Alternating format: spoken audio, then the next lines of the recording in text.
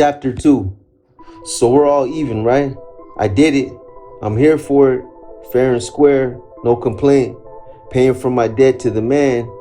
But brother, you gotta understand that's just the way it ought to be. That's not the way it is. The man is committing crimes against me every day I'm here. And nobody's saying shit about that. Inmate, Attica State Prison. Why does a person become bitter when they're in prison?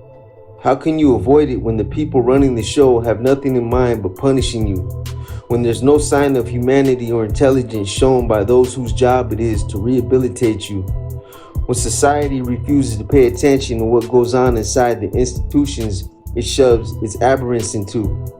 When politicians refuse to allot to such an unpopular cause the money needed to hire adequately educated personnel, and the roots of the bitterness aren't cut off when a convict gets out of prison on parole either, at least not in New Mexico, land of enchantment. They've enchanted themselves into believing that a parole officer can take on a caseload of 150 parolees and give the individual supervision needed to help the ex-convict readjust to life on the streets without returning to his old criminal ways. Under the circumstances, the parole officer does the best he or she can, which isn't very best at all. Stay out of trouble, see me once a month, and make out your report. My parole officer told me, if you're busted, you go back to prison. In short, don't make any waves for me and I won't make any for you. I made waves. That's how I ended up back in the joint 2 months before the February riot. It was a bum rap. I tried to explain the circumstances to my PO, but she was more concerned with appearances than facts. It didn't matter to her that I was innocent of the rap I was picked up on, or that I was holding down a good job and thereby demonstrating my desire to reform and stay out of trouble. What mattered to her was that I made her look bad by getting fingered. In her mind, where there's smoke, there's fire. So back you go. Let the parole board decide whether the charges were true or not. She wasn't going to take any responsibility beyond the prejudices she'd formed because I was an ex-con. Maybe like my PO, you figure, bum rap, my eye, once always a con. Maybe, like my PO, you figure, bum rap, my eye, once a con, always a con. That's what most people think. That's why getting the job when you're out on parole is a bitch. Very few want to risk hiring an ex-felon. So what's a parolee going to do? He's still got to eat and he's still got to find some goodies in life. He's out of money. His PO, who theoretically is supposed to help him through the difficulties of re-entering mainstream society, has too big of a workload to care or pay attention. Naturally, he turns to his only friends, ex or soon-to-be convicts. And the only livelihood he knows, whammo. He's back in the clink. I was lucky, as I said, I had a job, a good job. The halfway house I'd been paroled to hired me as a maintenance man for $250 a week. My PO was all for me the first few months. Every time I go in to see her, she'd tell me how well she thought I was doing. She knew that some of the ex-cons who'd also been paroled to the halfway house worked for me, which meant I was technically violating one of the sacred clauses of the parole contract. No association with ex-felons. One night I did a co-worker, an ex-felon, a favor and drove him to a friend's house. His friend wasn't there, but the girl who answered the door said she'd tell us where we could find him. We drove around with the girl for a few hours, stopping at several places but never locating the dude. Finally, at about 1 in the morning, we gave up and took the girl home. As luck would have it, her mother met us at the door, in a rage that her daughter had been out so late. The girl was not 20-year-old she looked like, but a jailbait 15. We were happy to drive away from this scene, but the next day, we found out that there was more to come. To cover her action, the 15-year-old told her mother we'd raped her.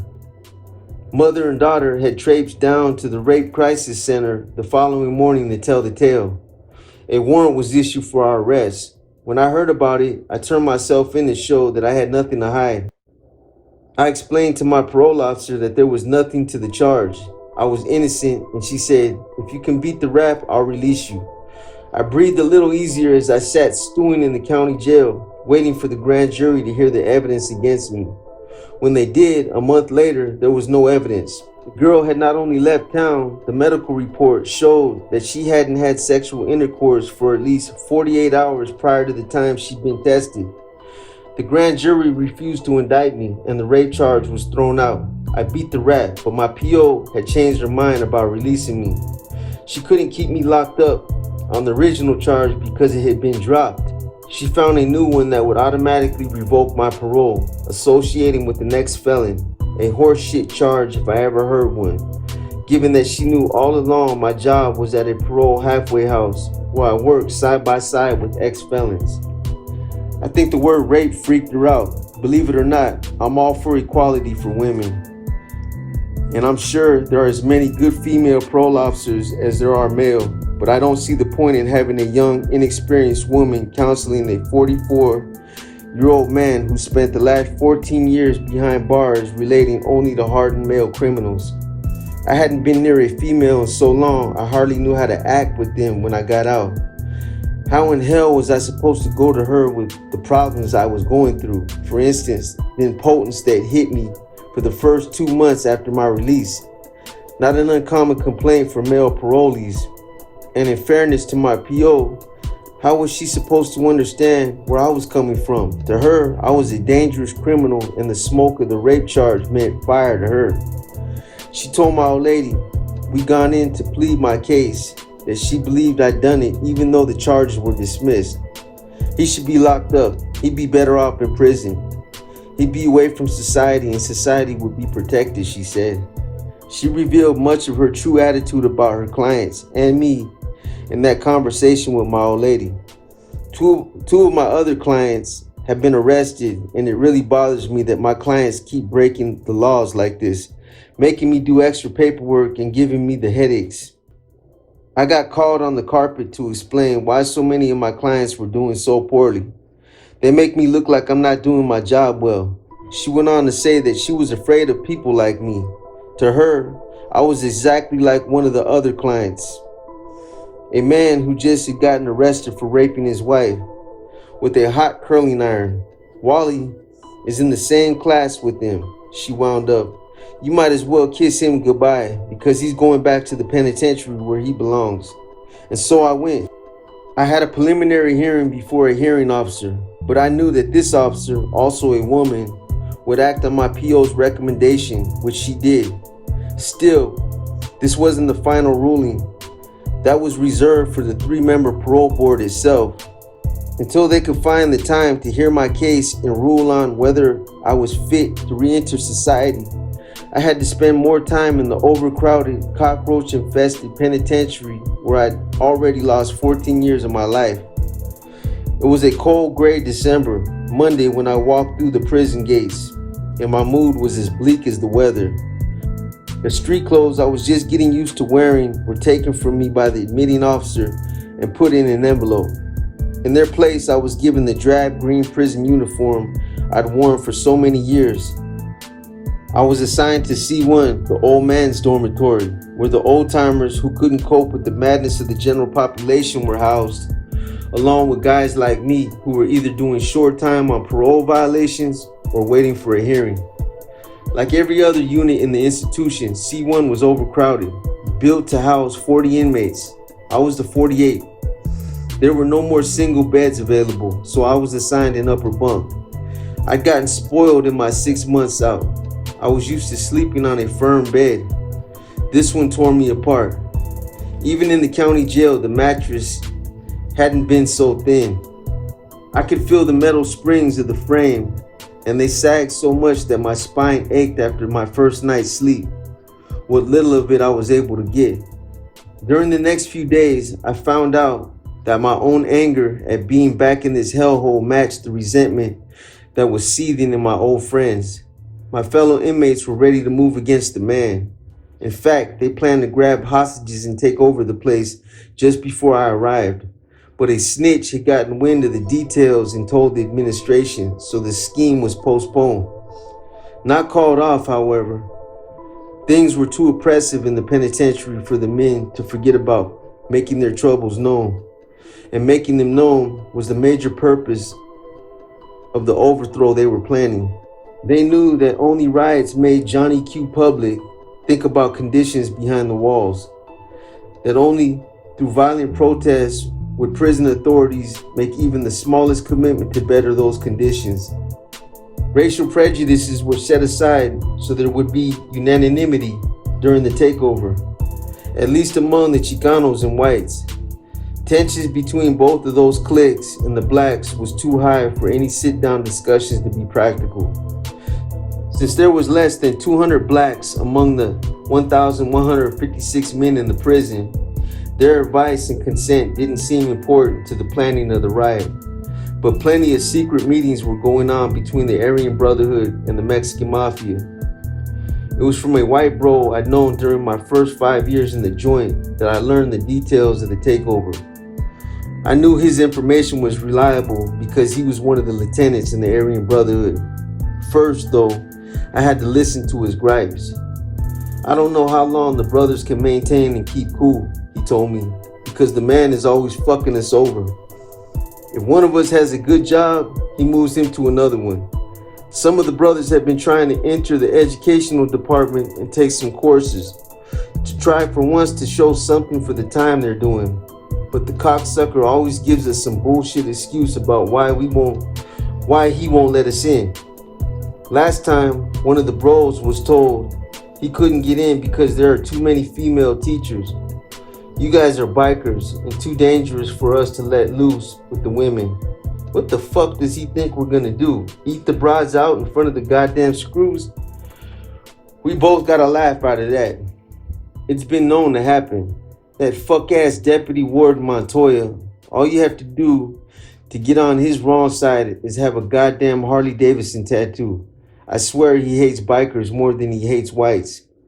He dishes out more crap to us brothers as if it wasn't bad enough in this cesspool without him laying his power trips on us. The thing that's getting to everyone, whites, blacks, Mexicans alike, is that this place is getting so fucking overcrowded, there's almost no room to fart. Everywhere you turn, somebody's there. Their feet stink. There's about 6 inches between you and the dude in the next bunk next to you. And you can't even move your arm over without hitting someone in the face. Here's 85 guys crammed into a dorm built to hold 50. Some cells have 2 dudes in them now. So there goes all hope of privacy, locked in there with some asshole you might feel like pissing on. It's impossible to have any quiet, with radios turned to every station in the state and turned up to full volume. You try to sleep or read or even jerk off to some fine fantasy, but you can't. You can't get away, because there ain't no place to go. Not one place in this whole freaking joint where you can go to be alone, so maybe you can snivel to yourself about how bad you feel instead of punching someone out to relieve it. And of course, there's always the fucking food. You know, just a week ago, they served us rotten turkey. So help me God, green, smelly, rotten turkey. About 400 guys got the shits, but the man just shrugged it off like it was nothing. Have you noticed the guards? I told him I had. That they hadn't changed much since I left 6 months ago. No man, they're worse. And they get worse every shit-eating day. There's a slew of these new ones, and they're the worst motherfuckers I've ever seen, all in their early 20s. One's only 18, and none of them have training, except in how to carry a chip on their shoulder and a bad attitude. Here's some 18-year-old punk, thinks he's hot shit because he's wearing a uniform, carrying a club. Been on the job 4 months, and he walks up to 45-year-old lifer and orders him around like he's some dumb dog.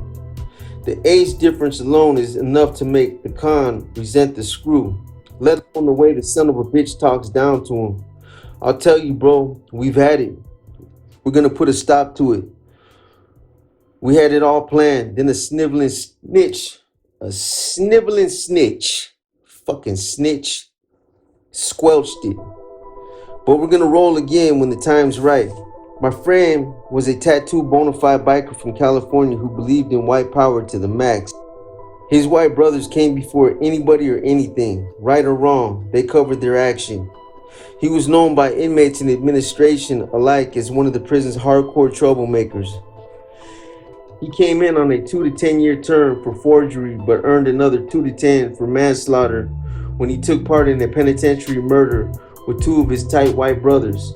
He usually lived in cell block 5 with the other incorrigibles, but in November, they'd all been moved to E2. Although the transfer had been made to turn 5 into a more secure unit with electronically locked doors, the move into a maximum security dormitory astounded a lot of the guards as much as it pleased the 60 troublemakers who had been relocated. It was after this transfer that riot rumbles all began, all emanating from E2. The original plan revolved around a show that the local university radio station KUNM was going to broadcast from the prison gymnasium for the first Saturday in December. The inmates were to take the DJs hostage along with the guards assigned to the area and use the broadcasting facilities to communicate to KUNM's statewide audience what conditions were like in the penitentiary and what demands would have to be met before the hostages were freed. When the administration got word of the scheme from the informer, they advised the radio station of it and canceled the show. The DJs who set up the event didn't let that stop them. They knew the prison administration didn't like the media meddling into their business. They trusted the inmate contact who denied a riot plan and called the cancellation a cover-up of all the crap going on inside. The DJs and KUNM made a lot of noise about their right of access until finally they got permission to do a broadcast from inside the penitentiary in April or May of 1980, the exact date to be chosen later. Some riot planners decided they'd buy time until then, since the show offered them such good access to hostages and broadcasting facilities. But others were not so patient. There was a faction of the Aryan Brotherhood, together with a few Chicanos, that had been talking about an escape since the middle of November, when Cell Block 5 was transformed to E2. When the riot plot reached them and there seemed to be a chance to take over the prison, they put it off. Taking over the institution had been this group's first preference anyway, with a few variations on the theme. The idea was to get 50 mostly white brothers into the gym, along with 20 to 40 blacks who they'd stab to death. You don't need a reason to hate in prison. Rage is so abundant, you just need a scapegoat to act on it. When the slaughter was over, they take the hospital and psychology unit, hold the guards hostage, and drink, swallow, or shoot up all the drugs they could find. However, this idea was canceled because it was deemed too impractical, and the group went with an escape plan instead. When the prison takeover didn't happen, they decided to go for the escape. 11 inmates were in on the deal. On Saturday night, December 8th, one of them took a smuggled hacksaw blade and cut through the steel grillwork in his cell window while another kept watch across the hall. The next night, after the big Sunday dinner, 30 residents of Cell Block 2, where the escape was to be staged, congregated in the back of the mess hall to surround 6 of the men who were in on the escape but from other cell blocks and walked them past the Cell House 2 guard. This wasn't too difficult since the officers rarely knew exactly who lived in which unit. All 11 inmates jammed into the 6 by 9 foot cell where the hole had been cut in the window. When they were sure the guard in the tower was asleep, they climbed out of the window one by one. They'd been watching this tower guard for weeks and knew that he would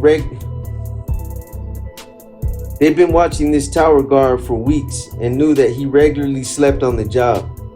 All convicts knew that tower duty was the shift code.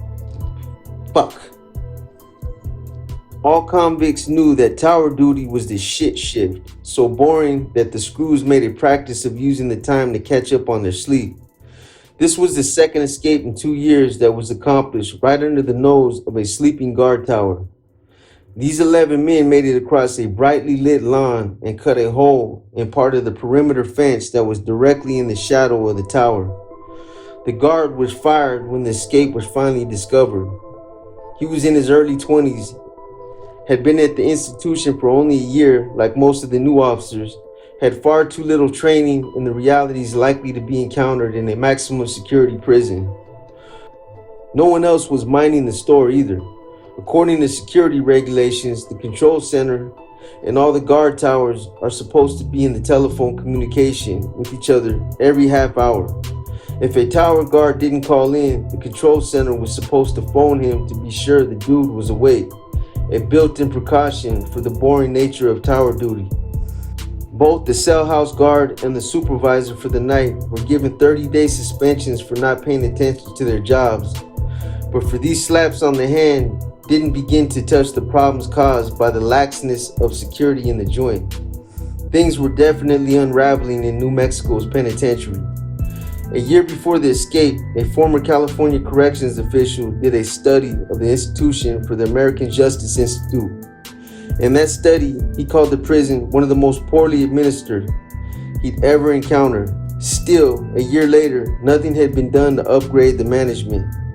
The New Mexico Attorney General investigated conditions in the penitentiary after the December 9th escape and told the public in his report what every inmate in the prison knew. The penitentiary had a history of instability and poor planning. Management was rampant with factionalism, poor communication, and empathy. One of the worst problems was the volatile condition of the overcrowding and misuse of dormitories for medium security prisoners. We cannot afford to wait for another major incident and hope again that our resources and planning will come together before the situation becomes critical. He concluded that by staffing the institution with guards who were recent high school graduates with no training for prison work, the state's officials were playing Russian roulette with the lives of inmates, staff, and the public. Like I said, only a riot turns the bureaucrats' head around. This report, issued less than a month before the Russian roulette broke out on February 2nd, made no impression on prison officials, at least none they acted on. In spite of these findings, in spite of warnings from informers that riot plans were still in the air and weapons were being stashed in dormitory E2, the administration did nothing to tighten security. They held a lot of meetings to discuss the information and once sent a team to search E2. Nothing was found, but plenty was there. In fact, the institution was being run so sloppily that the riot investigators began to wonder if the man was daring them to start something. The riot control grills separating each dormitory from the main corridor of the prison hadn't been locked for the past 6 months. Even though these gates were being renovated to allow their electronic operation from the control center, guards were still supposed to lock them manually every night. They weren't doing it, however. Later, they tell investigators that it was too cumbersome to do so, and the administration would say they felt no urgency about getting the grills hooked up electronically, though they could have gotten the job done in a matter of days. In addition to these dormitory grills, there were 2 riot control gates that separated the north and south sides of the penitentiary from the control center. These were supposed to be locked every day at 4:30 p.m. after daily activities were finished, but they too were being left unlocked at night. These are not just after-the-fact findings. The riot leaders observed the carelessness while it was happening. When shatterproof glass was installed in the wraparound windows of the control center, the uprising instigators considered it another mark in their favor. They saw a weakness that the prison authorities and legislators who approved the glass obviously didn't. 3 16-inch thick one-way bulletproof pane-replaced small windows with steel grille work that had been found to inhibit monitoring by causing blind spots, areas that couldn't be seen from the control center. Betting the new glass could be broken easily, the riot leaders counted the destruction of it as one of their first attack priorities. On January 6, less than a month before the riot, a relatively minor racial incident bloomed into a situation that fired a move to set the uprising in motion sooner than planned. A fight broke out in Cell House 2 between Ronnie Stout, a white bro, and a black professional boxer. The boxer whipped Stout's ass and gave him 2 purple eyes. This angered the white clique. Ronnie Stout was a heavy in the prison. He'd done a lot of time and was about to get out on parole. He also had a twin brother, Donnie, who'd done just as much time and had just come back on a new 12 to 60 year sentence for armed robbery. They always had an exceptional bond with each other, pulling robberies together and sometimes using their resemblance to trade off punishments. The twins talked a lot about a psychic connection they thought they had with each other. I'd know something was wrong with Donnie, and I'd get up and go wherever he was. No one could stop me when I felt it, Ronnie described it. Donnie heard about the fight, probably more from the grapevine than ESP, and he was ready to jump to Ronnie's aid. He got members of the Aryan Brotherhood to go down to Ronnie's cell the next morning to discuss what kind of payback they should lay on the black responsible for the beating. But Ronnie told them he didn't want any trouble. He'd made his parole and was due to get out at the end of the month. A fight on his behalf would only fuck up his chance for freedom. He convinced his brother and the White brothers to forget the whole incident, and a race war was averted. Deputy Warden Robert Montoya, however, had gotten word of the fight and the powwow about retribution. That afternoon, he and Donnie Stout and his 15 henchmen, along with the black prize fighter, locked up in cell block 3, the segregation unit, on the charge that they were plotting a race riot. Prison rules and regulations state that no inmate under investigation of a charge is to be kept in lockup for more than 5 days. At the end of 5 days, he has to be found guilty or set free. The prison's intelligence officer, Eugene Morgan, turned in a report to Montoya that stated the fight between Stout and the black was personal rather than racial, that nothing further would happen once the men were released from segregation. But Montoya didn't release. Regardless of the findings in prison policy, he kept the men in lockup for 16 more days. If one of the inmates hadn't gotten a letter through the ACLU, they might have been there longer. As it was, an attorney called the warden and warned him that it was release or the courts. Only then were the 17 convicts returned to population. Because the deputy warden had been creating episodes like this for the past 5 years, he'd become the most hated administrator in the institution. This incident was the last saddlebag. The riot leaders conferred and resolved that they'd move at the first opportunity. They thought they'd pick a Monday because there'd be more civilians in the offices to take as hostages, but they were setting any dates. They play it by ear, and everyone would have to be ready in a moment's notice. From then on, the instigators in E2 spent their free time psyching themselves up for war. I lay on my upper bunk that last night in January, somewhere between crying and pounding on the wall. The board members had granted me parole, but some sadistic twist in their natures made them choose April 23rd as my release date. I knew I was going to get stuck in this riot. My friends weren't about to hold back for 2 weeks, no less than 2 months. I had no taste for an uprising. I just wanted to get out of the place and never see it again. I didn't want anything messing up my chance to do just that. But I was between a rock and a hard spot. If I got involved and vented my payback feelings, the man would revoke my parole and send me up on new charges. If I didn't participate in the festivities, I could get my throat cut. I'd been in the joint long enough to know that you're either with the convict or against him, and the choice means life or death. There's no middle ground. Yet, the middle ground was exactly what I was going to have to find. The more I thought about it, the more depressed I got. Why in the hell had the parole board made me wait? The question kept running through my mind all night. Even though I knew the answer, as well as my name, they just don't give a damn about the lives they have such control over. They don't think of convicts as human beings. They think of us as animals. And by God, don't we become animals?